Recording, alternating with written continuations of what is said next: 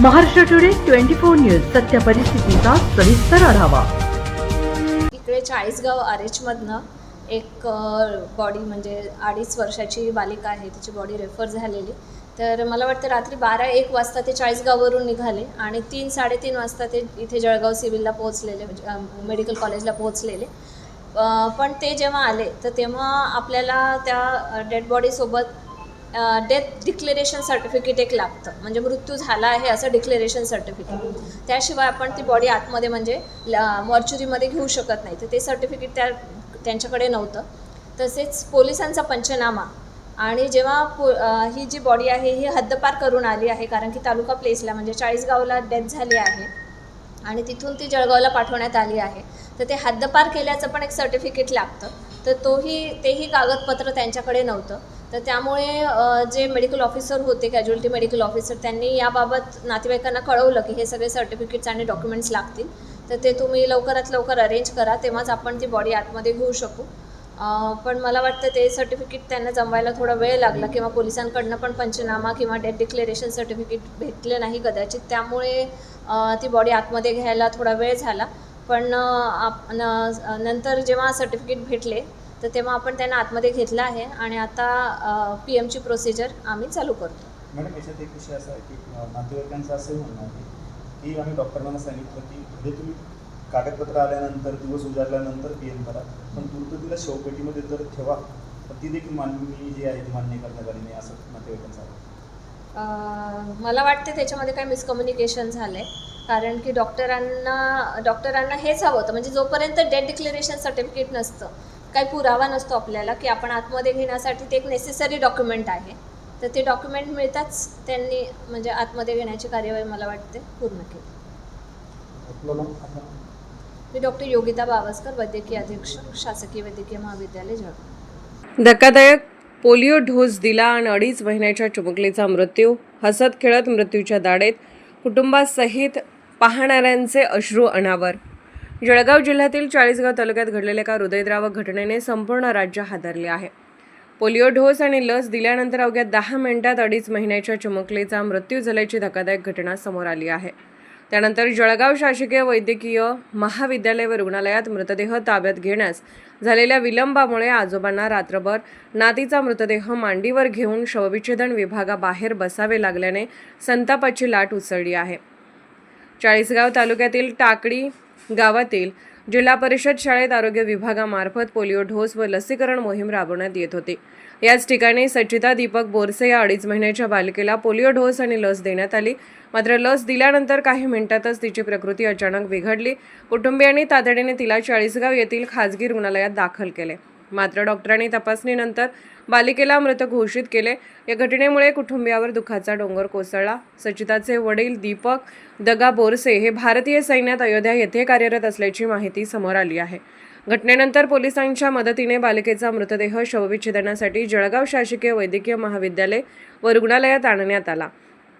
मात्र त्यानंतर घडलेला प्रकार अधिकच धक्कादायक ठरला। रात्री सुमारे 2 वाजण्याच्या सुमारास आजोबा तुळशीदास शिवदास मराठे हे नातीचा मृतदेह घेऊन रुग्णालयात पोहोचले। नातेवाईकांच्या आरोपानुसार त्यावेळी रुग्णालयातील डॉक्टर आणि कर्मचाऱ्यांनी मृतदेह ताब्यात घेण्यास टाळाटाळ केली। परिणामी निष्पाप चिमुकलीचा मृतदेह मांडीवर घेऊन आजोबांना रात्रभर शवविच्छेदन विभागाच्या गेटबाहेर बसून राहावे लागले।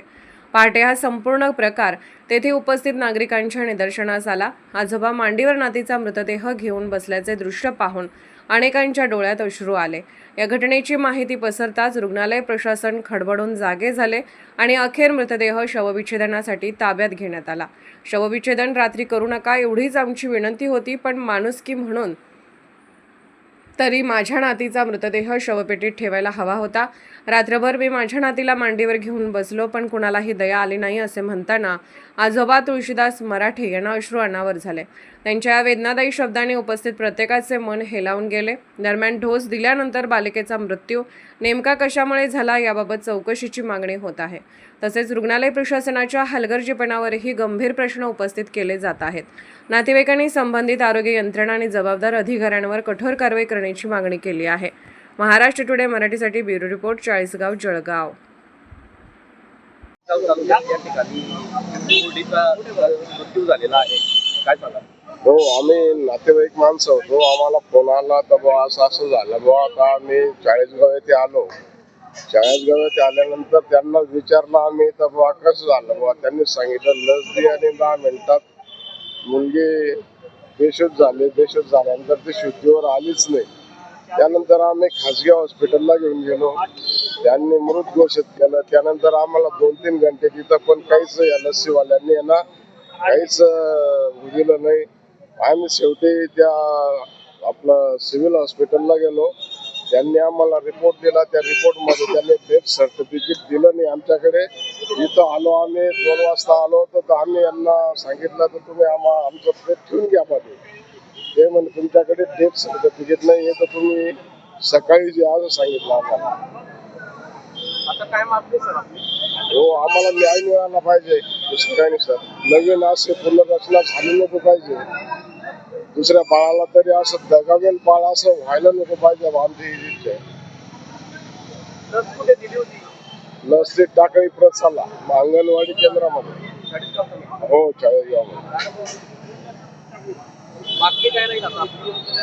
बाकी आम्हाला न्याय मिळाला पाहिजे. इथं येऊन 2 वाजता आलो आम्ही तर आम्हाला काहीच नाही. गाडीमध्येच पेट पडू दिलं आणि आम्हाला काहीच त्यांनी तुमची सकाळी जे असं सांगितलं आम्हाला. नाव सांगा. सुखलाल सोनू पाटील कुंजार. मी माझ्या साडूची नात. काल सकाळी 10:30च्या सुमारास आम्ही लसीकरणासाठी टाकळी परतच्या जिल्हा परिषद शाळा येथे गेलो होतो.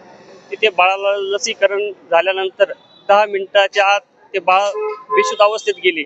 त्याच्यानंतर आम्ही त्याला खाजगी रुग्णालय साई हॉस्पिटल येथे दाखल केले. त्या सरांनी ते सांगितले की बाळ तुमचा मृत्यू झालेला आहे. त्याच्यामुळे त्या सरांनी आम्हाला घरी पाठवण्यात आले. मग घरी आल्यानंतर आम्ही आशा सेविकाशी संपर्क साधला व त्यांचे ते PCचे जे असतात लसीकरणवाले ते आमच्या घरी आले 3-4 लोक व त्यांनी 3-4 तासापर्यंत असंच सांगत राहिले की असं होईल तसं होईल हे होईल, तुम्ही काही करू नका तक्रार, आम्ही जाऊ, आम्ही पोलीस स्टेशनला MLC पाठवू. पण त्यांनी कुठल्याही प्रकारे तिथं जाऊन काहीच कारवाई केली नाही व स्वतः आम्हाला तिथे जाऊन आम्हाला स्वतः PI साहेबांना भेटून ते करावं लागलं. तेव्हा आम्हाला साहेबांनी सांगितलं की तुम्ही ट्रामा केअर सेंटरला बाळाला न्या, तिथं मी येतो. स्वतः PI साहेब आमच्यासोबत आले होते तिथं. तुम्ही या मयत झाल्यानंतर जळगावला आले तर जळगावला काय नेमकं? जळगावला आम्ही काल रात्री 2 वाजेपर्यंत पोहोचलो होतो. पण इथले जे डॉक्टर होते त्यांनी आम्हाला सांगितलं की आम्हाला बाळ घेता येणार नाही, तुम्ही वापस घेऊन जाऊ शकता किंवा मग तुम्हाला वेळ काढावा लागेल. मला वरून दबाव आहे. आम्ही त्या सरांना विनंती केली की कमीत कमी बाळाला त्या पेटीत घ्यावा, कारण त्याला तोंडाला फेस वगैरे येणं उशीर झाला होता, खूप त्रास झाले ते त्याला वारून. पण त्यांनी कुठलीही आमची विनंतीला काही रिस्पॉन्स दिला नाही व मी कमीत कमी 6 ते 7 तास बाळ मांडीवर घेऊन इथं या आवारात बसलो होतो. एकीकडे प्रशासनातर्फे मोठा दावा केला जातो की आरोग्य यंत्रणा ही सज्ज असते नागरिकांसाठी, मात्र 6 ते 7 तास तुम्हाला या ठिकाणी मृतदेह मांडीवर ठेवून वाट पाहावी लागली. कुठेतरी आरोग्य यंत्रणा दोषी काय? 100% दोषी आहे. त्यांनी जर काहीतरी केलं असतं तर आज एवढी प्रसंग घडला नसता किंवा ते लसीकरणामुळेच ते 100% आमचं बाळ दगावलेलं आहे. त्या बाळाला कुठल्याही प्रकारचा आजार नव्हता किंवा ताप नव्हता, एकदम गुटगुटीत बाळ होतं. 8 वाजेला खेळत होतो.